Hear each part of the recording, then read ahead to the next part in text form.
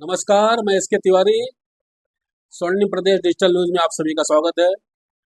लोकसभा 2024 का ऐलान हो चुका है और सभी राजनीतिक पार्टियां अपने अपने कामों को गिना रही हैं और सत्ता में सरकार है 400 पार की बात कर रही है बीजेपी।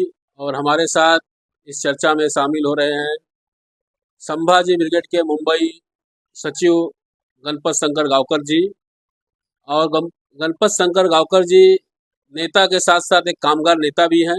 कामगार नेता का मतलब होता है कि जमीन से जुड़ा हुआ आदमी, और जमीन से जुड़ा हुआ आदमी ही जमीन का मुद्दा उठा सकता है, जमीनी मुद्दा उठा सकता है। इसलिए हमारे साथ गावकर जी से हम जानेंगे, इस चर्चा में जानेंगे कि लोकसभा चुनाव में किन मुद्दों पे लोगों को मतदान करना चाहिए और भाजपा ने कौन सा काम किया है जिसको लेकर के मतदान करना चाहिए।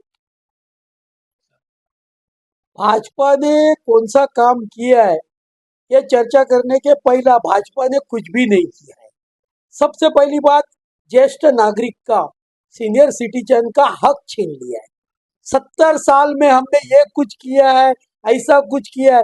सबसे बड़ी मेरी भारतवासियों से ज्येष्ठ नागरिक को विनती है कि आप कोई भी पार्टी का हो, लेकिन भाजपा सरकार ने ज्येष्ठ नागरिक का हक रेलवे का छीन के लिया है, तो उनको वोट ना करे।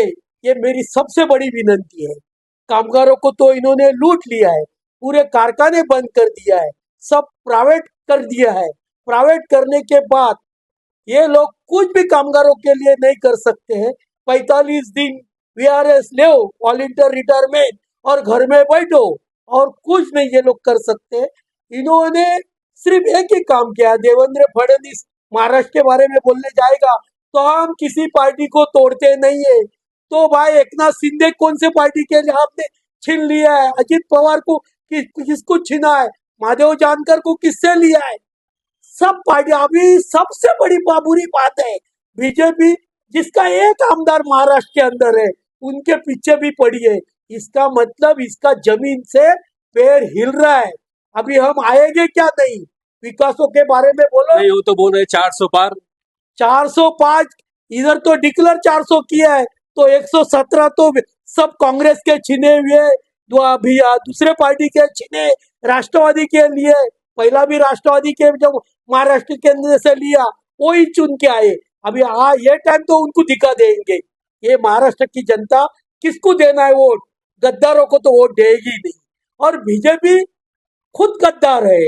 अगर दूसरे की पार्टी के एमपी और एमएलए छीन रहे तो वो गद्दारों में जाता है क्या ईमानदारी में जाता है? तुम्हारे पास, तुमको अगर सत्ता नहीं मिली तो आप कुछ भी कर सकते हो।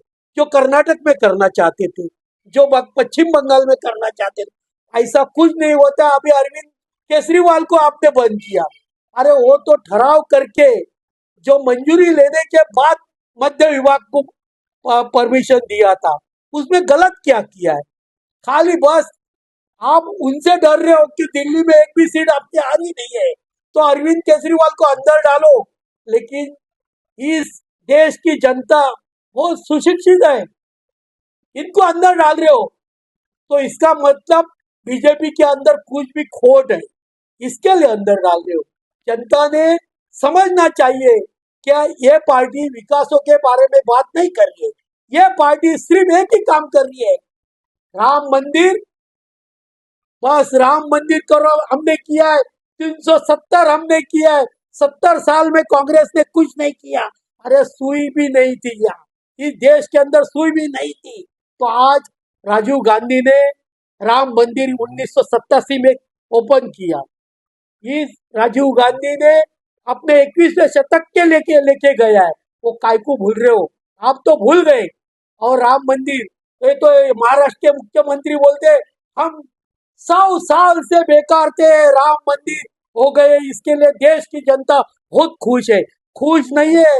अरे भूल गए क्या आप राजीव गांधी को? राजीव गांधी कोई भी पार्टी का हो, लेकिन उस टाइम में बाला साहब देवरस ने भी बोला था कि राजीव गांधी के हाथ मजबूत करो। आरएसएस के अध्यक्ष ने बोला था। ये ख्याल रखो, आप ये जो गलत कर रहे हो, बीजेपी सरकार हर उनके पास मुद्दा कुछ भी नहीं है, एक ही मुद्दा है, हिंदू और मुस्लिम को लड़ाई करो और वोट अपने बाजू से ले लो। और इनके मतलब विकास नहीं हुआ है। विकास कुछ भी नहीं हुआ है। इन्होंने रेल बेचा है, कारखाने बेचा, सब सरकारी जितने भी उद्योग थे वो बेच डाला। आप सीनियर सिटीजन की बात कर रहे हैं, कंसेशन उनका खत्म कर दिया गया, जो सीनियर सिटीजन को मिलता था 50% जो डिस्काउंट मिलता था रेलवे में, वो बंद हो गया। रेलवे घाटे में थी बोलते हैं, इसलिए बंद कर दिया। रेलवे घाटे में तो लालू प्रसाद यादव जी से मिलो, घाटे में थी तो उन्होंने जो प्लेटफॉर्म का टिकट 5 रुपए में दिया था, अब तो 50 रुपए में दे रहे, तो भी घाटा। रेलवे घाटे में नहीं है। रेलवे अदानी, अंबानी, अमित शाह इनके रिश्तेदारों को बेच दिया है और कुछ घाटे में नहीं। रेलवे बहुत फायदे में है इनको, नहीं तो घाटे में इनकी नीयत नहीं है देने की। इनकी नीयत नहीं है। सीनियर सिटीजन से मेरी सबसे बड़ी विनती है, क्या आप जरा सोच के, कोई भी पार्टी में हो लेकिन सोच के वोट दे दो।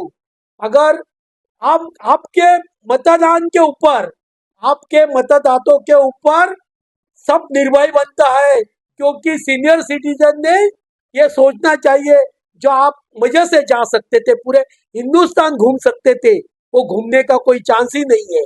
खाली सीनियर सिटीजन को नीचे का सीट दिया, हो गया। ये ऐसा नहीं होना चाहिए।